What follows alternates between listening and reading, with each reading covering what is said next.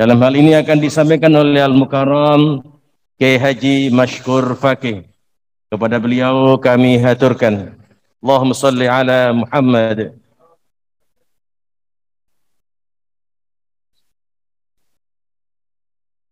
Assalamualaikum warahmatullahi wabarakatuh. Bismillahirrahmanirrahim. Bismillahi khairil asma. Bismillahilladzi la yadurru ma'asmihi say'un fil ardi wala fis sama' wa huwas sami'ul alim. Alhamdulillahilladzi lam yattahid waladan wa lam yakul lahu syarikun fil mulki wa khalaqa kulla syai'in faqaddarahu taqdira. Alhamdulillahilladzi syarrafal insana bil ilmi wal irfan. Subhanal malikil jabbaril qahhar. Al-khaliqul bari'ul musawwirul ghaffar. Alladzi la ilaha illa huwa dzul jalali wal ikram. Asyhadu an la ilaha illallah wahdahu la syarika lah.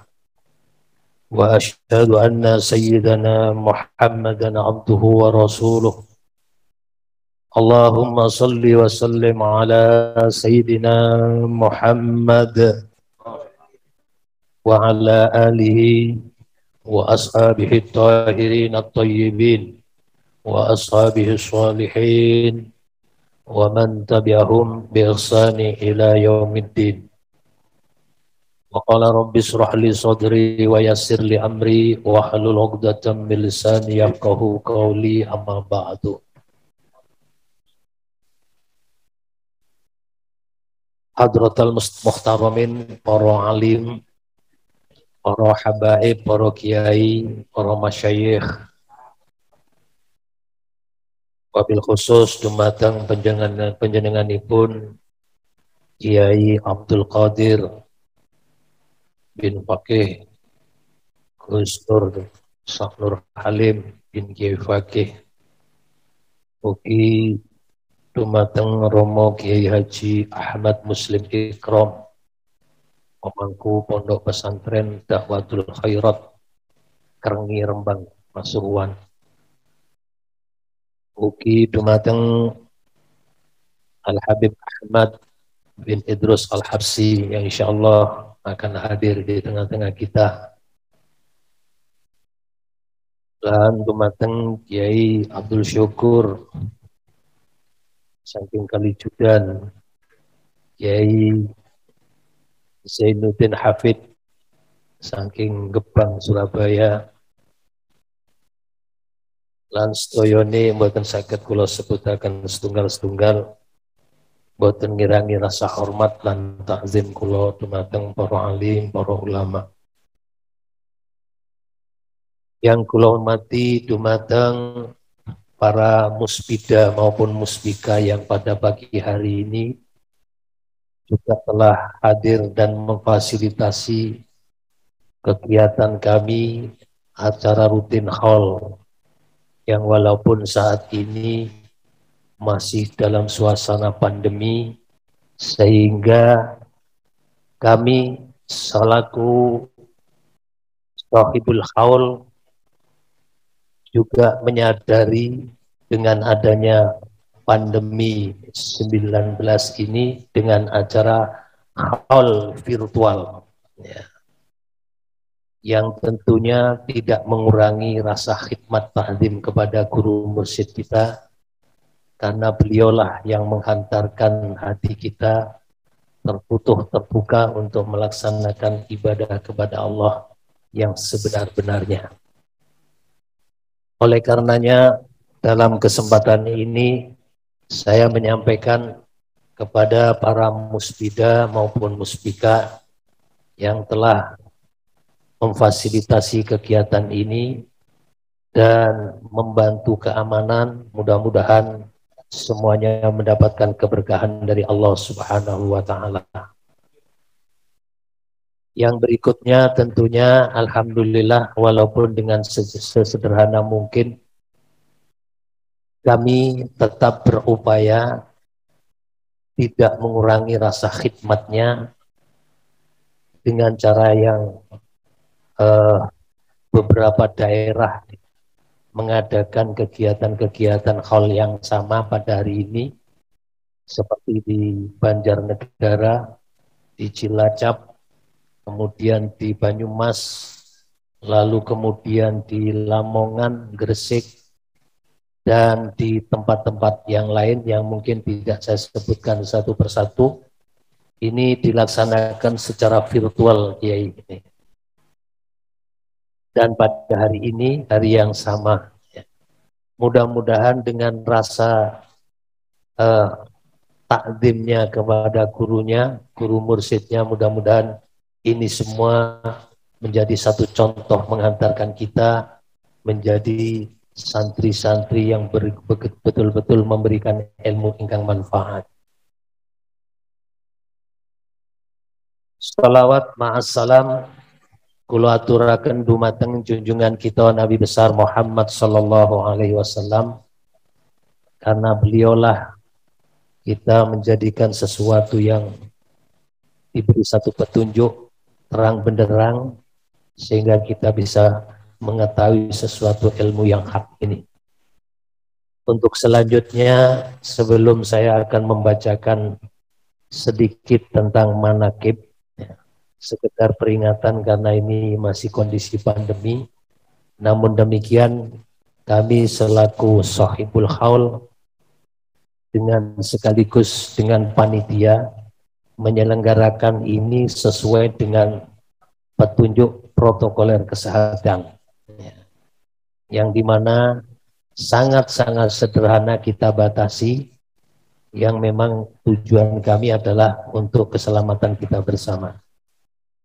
Namun demikian, ini bukan berarti kita takut dengan takdirnya Allah, karena ada satu riwayat nalikane Sayyidina Umar ibnu Khattab, sahabat daripada Rasulullah Muhammad sallallahu alaihi wasallam, niku nate badhe berdagang berkunjung ke negeri Syam.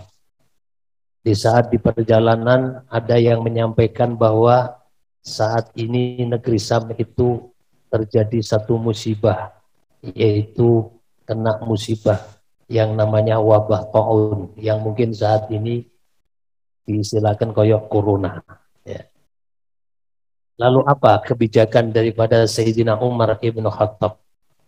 Sayyidina Umar kemudian menyarankan untuk kembali ke Madinah, membatalkan acara berdagang ke negeri Syam. Nah, di saat itu pula salah satu sahabat menegur kepada Sayyidina Ali bin Abi Thalib, Sayyidina Umar ibn Khattab. Ya Umar, apakah engkau mau lari daripada takdirnya Allah? Kemudian Sayyidina Umar menjawab, "Na'am, yafirru min qadarillah ila qadarillah." Benar, saya memang lari dari takdirnya Allah, tapi lari dari takdirnya Allah yang satu menuju kepada takdirnya Allah yang lain. Nah, ini barangkali sebagai satu pelajaran kita yang saat ini terjadi musibah corona, lalu kemudian apakah kita mengikuti protokoler kesehatan ini takut dengan takdirnya Allah dengan kematian? Saya katakan, lah, tidak. Kenapa? Ya disinilah kita mengikuti protokoler kesehatan ini, salah satu wujud lari takdirnya Allah yang satu menuju takdirnya Allah. Mudah-mudahan ini betul-betul kita akan dibebaskan dari corona. Harapan kami seperti itu. Oleh karenanya, ini memang ajaran guru mursyid kita, karena kalau kita berbicara takdir bukan berarti kita berdiam diri.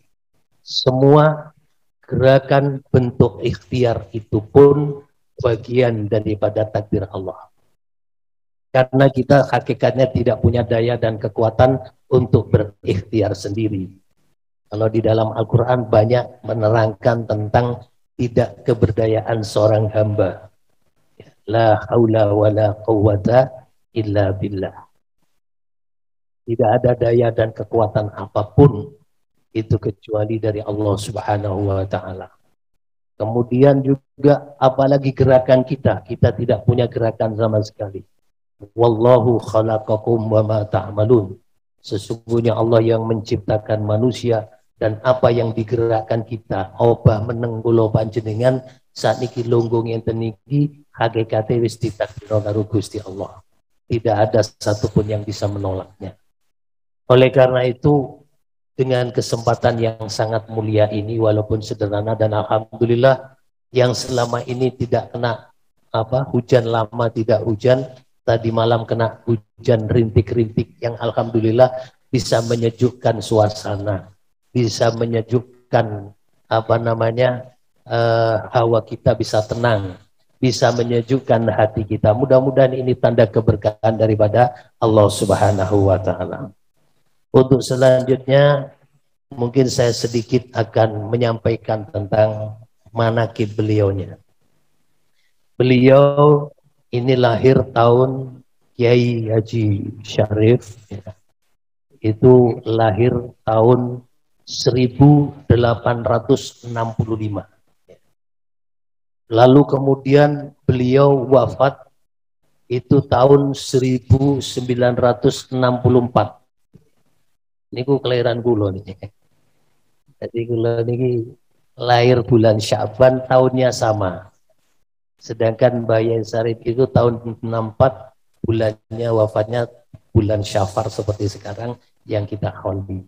Sehingga lek kula ndelok teng umur kula ya khol Mbah Yai Syarif 58, gini umur kula. Karena selisih cuma 6 bulan. Ya. Saya lahir bulan Sya'ban, ya. Sya'ban berarti Poso, Sawal, Selo, Besar, Suro, Safar, 6 bulan. Usia saya 6 bulan, beliau meninggal dunia. Jadi ini kena tidak meltetenger nih. Sehingga kami tujuannya kegiatan khol ini adalah untuk mengistiqomahkan, jangan sampai kita terputus walaupun kondisi apapun, dan kita sadar dan kita menyadari tentang itu dan kita mengikuti satu aturan yang disampaikan oleh pemerintah, yaitu mengikuti protokol kesehatan. Ini sudah kami laksanakan. Tujuan kami hanya istiqomah, karena istiqomah itu sangat penting. Lek tirosia bakulo biyen niku menukil ada makolanya dawuni para hukama itu mengatakan talibul istiqomah wala takun talibul karamah wallahu yatlubuka bil istiqomah. Iku pesennya bakulo ngoten. Lek kon upama monggo syariat iku dikon golek sesuatu. Golek sing dadekno awakmu iku iso dadi wong sing istiqomah. Istiqomah. Karena istiqomah itu sangat berat. Makanya apapun alasannya, tujuan kami hanya netepi supaya pelaksanaan ini tetap dilaksanakan. Alhamdulillah dari dinas-dinas yang terkait mengapresiasi kami, terbukti beliau semuanya hadir, baik dari kepolisian maupun dari dinas perhubungan, kemudian Satpol PP, kemudian dinas-dinas yang lain, alhamdulillah ikut berpartisipasi. Ya, Satgas Covid ya, alhamdulillah ikut hadir di sini. Nah, berarti ono hikmah ini, pengajian tidak hanya komunitas jamaah, termasuk saat ini polisi nih, dinas perhubungan nih, Satpol PP melok ngaji ya barokah ini, insya Allah. Ini luar biasa. Ini kabeh ini tipe hikmah, gak ono sing bareng gak ono hikmah. Ini beliau mengajar. Jadi kembali balik teng manaqib, ngapunten lek kula rada blunjat, kadang-kadang rada ngeten. menginjak karena istiqomah nih. Oke. Jadi carilah sesuatu yang istiqomah. Wala takun talibul karomah, dan jangan sekali-kali dirimu mencari sesuatu yang mengharapkan kemuliaan, karomah, sakti, iso hebat, dianggap mulyo dan lain-lain. Itu semua adalah hawa nafsu. Dan hawa nafsu itu tidak ada yang baik kecuali kembali kepada Allah yang betul-betul mendapatkan ridho Allah. Nah, ini menjadi landasan. Kenapa kok disuruh untuk mencari istiqomah? Wallahu yatlubuka bil istiqomah. Karena sesungguhnya Allah itu benar-benar menyayangi, mencintai orang-orang yang istiqomah. Siapa yang tidak suka, siapa yang tidak senang ketika disayang, dicintai oleh Allah. Nah, ini harapan kami seperti itu. Mudah-mudahan bentuk rasa ta'zim taslim kita kepada beliaunya. Nah, jadi beliau lahir tahun 1865, wafat 1964. Usianya tepat usia 99 tahun. Asmaul Husna nih. Masya Allah. 99 tahun. Di situ beliau memang haus tentang ilmu. Karena satu cerita manakib beliau itu dimanapun satu daerah, itu selalu beliau mencari ilmu, thalabul ilmi. Yang terakhir beliau itu berangkat haji, itu masih dalam usia masih muda, sekitar usia 40 tahun. Beliau berangkat haji ke Mekah, lalu sepulang dari Mekah, beliau mendapatkan oleh-oleh yaitu ilmu tauhid, langsung beliau mengajarkannya itu. Ini luar biasa dan ini yang perlu kita kenang. Tapi beliau berangkat haji di sana sekaligus mencari ilmu, karena di sana mukim itu sampai 6 tahun ya. Mbah Yai Sarip itu mukim 6 tahun di Mekah. Bekal-bekal ilmu yang dasar-dasar syariat itu sudah banyak dipelajari, baik di Cirebon, di Banten dan sebagainya. Itu beliau belajar seperti itu. Kemudian pulang mengajarkan tauhid. Sampai sekarang mudah-mudahan ini sampai yaumil kiamah. Nah, dalam perjalanan itu memang beliau subhanallah, saya katakan salah satu seorang pemimpin yang sukses itu yaitu pemimpin yang menerbitkan, menelurkan pemimpin-pemimpin baru. Nah, beliau ini salah satunya Nun Sewu sakit mencetak seorang tokoh-tokoh ulama yang besar. Di antaranya Kiai Haji Hasan Hussein, saking Gresik, ngeprint. Beliau ngaji teng Allahyarham Mbah Yai Sarip itu tahun 1948. Ada catatannya, saking tulisan tangan asli, saking abakulo. Itu Kiai Haji Hasan Hussein itu ngaji teng Mbah Yai Sarip teng Pasuruan itu tahun 1948. Sebelum itu ada santri yang betul-betul bersifat kumul yang tadi kita barokai Fatihah juga, yaitu Kiai Haji Abdul Qadir saking Winongan. Kiai Haji Abdul Qadir itu ngaji teng Mbah Yai Sarip itu tahun 1936. 1936. Tapi beda karakter kali Kiai Haji Hasan Hussein. Kalau Kiai Haji Hasan Hussein itu leadernya itu ingin berjuang untuk menyebarkan syiar tauhid sehingga jamaahnya berkembang pesat. Kalau Kiai Haji Abdul Qadir itu bersifat humul, menyembunyikan ilmunya, sampai anaknya sendiri, putranya sendiri itu dirahasiakan, tidak mengerti tentang ilmu tauhid. Tapi biidznillah, mungkin secara ruhiyah Kiai Abdul Qadir juga memberikan nasihat putra-putranya, lalu 3 di antara putra-putranya sudah masuk di jamaah tauhid ini. Seperti sekarang yang tadi juga ikut zikir ataqo, Gus Saiful itu putranya Kiai Abdul Qadir Winongan. Ini perjalanan beliau. Nah, Kiai Haji Hasan Hussein ini saat itu memang sangat luar biasa dari kecerdasannya maupun yang lain, bahkan untuk menggerakkan jamaah itu luar biasa. Di saat itu kalau belajar tauhid teng Pasuruan itu sampai nginep seminggu itu tidak bilang siji loro puluhan, tidak, bahkan nilainya itu banyak sampai delanggan itu penuh. Itu cerita manakibnya beliau itu seperti itu, sehingga ketika beliau badhe sedo Mbah Yai Sarip itu berwasiat. Nah, berwasiat lek wong zaman saniki niku wasiate tentang masalah dunyane, engko sawah iki tak bagino nang anak iki, omah iki nang iki. Niki mboten wasiate tentang ilmu. Ilmu. Jadi warisan-warisan ilmu bukan warisan dunia.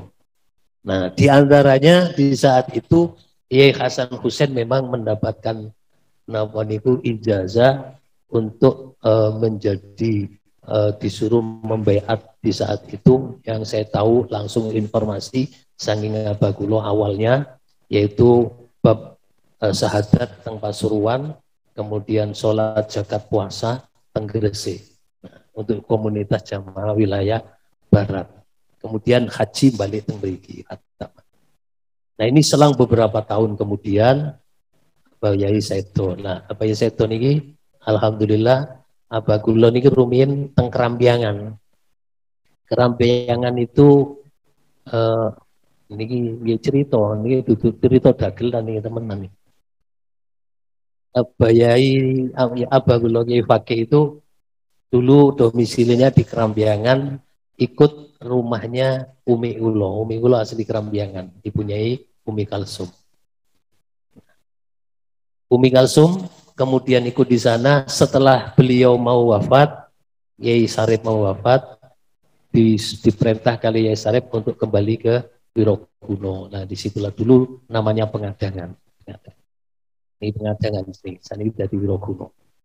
Nah, disitulah perjalanannya beliau sampai meneruskan ilmu tauhidnya di situ. Karena beliau setelah wafat. Nah, sebelum itu niki kula sambung bisa nih, mumpung ada waktu nih, ada waktu. Nah, karena nanti paling tidak jam 11 pun selesai nih ya. Mungkin mau itu silakan ya Muslim dibalik pesan kantun terakhir jenengan nanti.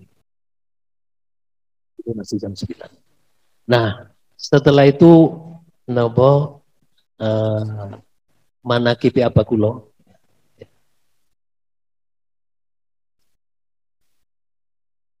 itu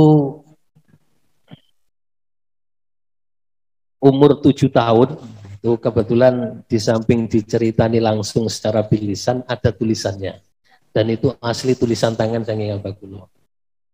Beliau itu ditinggal sama ibunya Sayyidatun karena di saat itu masih dalam suasana yang tidak kondusif karena suasana penjajah Belanda. Di situ saat itu masih banyak intimidasi. Nah, akhirnya ibunya Sayyidatun itu karena keturunan daripada Kanjeng Pangeran, di mana Kanjeng Pangeran itu lek munggah teng nasa pendukur niku tenggone turunane apa niku kerajaan Sumenep ya, kerajaan Sumenep.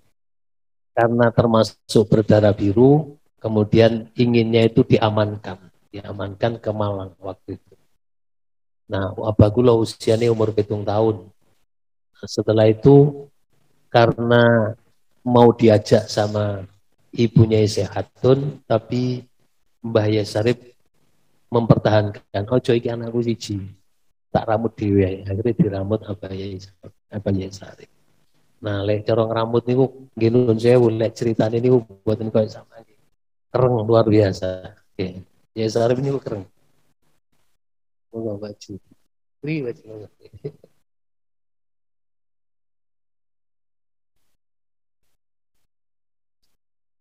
Jadi apa ya ini nalikane didik Abah kula itu satu cerita Abah kula lek crios lek waktu sholat subuh. Ikut jamaah tapi masbuk. Niku langsung buyar sholat digambior ke banyu gamping. Kemudian ada salah kesalahan yang mungkin sangat fatal, dianggap sangat fatal karena dulu niku dipeseni ojo kumpul karo golongane lawan itu anak-anak pengarane biyen niku. Pokoknya ada sesuatu yang memang ada jarak antara itu kemudian dilarang. Nah itu ketika melanggar niku dilebokno kombong EPT. Luar biasa. Tapi alhamdulillah disitulah dengan cetakan seperti itu terbentuk menjadi meneruskan ilmunya itu mudah-mudahan memberikan manfaat. Tapi beda kalau abang kula ini nemen sabari, sabar. Tidak pernah nyeneni anak tapi anaknya sungkan kabeh. Jadi sekilas manakib itu ada terjadi peristiwa-peristiwa yang mungkin banyak manfaat dari kita semua, terutama masalah keilmuan tauhid ini. Jadi ini ada landasan hukumnya, ada dasarnya, karena beliau dulu juga banyak yang memberikan santri-santri yang berkualitas, kiai-kiai yang sudah jadi, termasuk Kiai Abdul Qadir Winongan, Kiai Hasan Hussein, dan kiai-kiai yang lain itu sudah banyak. Ya. Lalu kemudian untuk selanjutnya ketika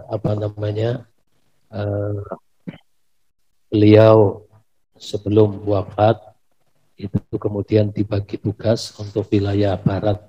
Itu di saat itu memang diserahkan Kiai Hasan Hussein, wilayah timur diserahkan oleh Kiai Fakih.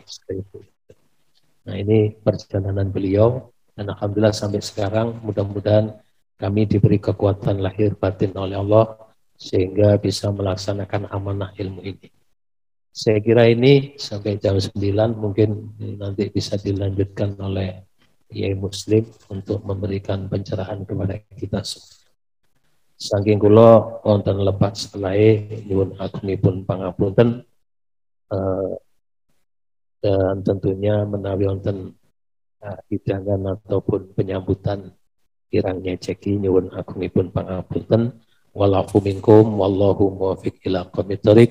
Wassalamualaikum warahmatullahi wabarakatuh.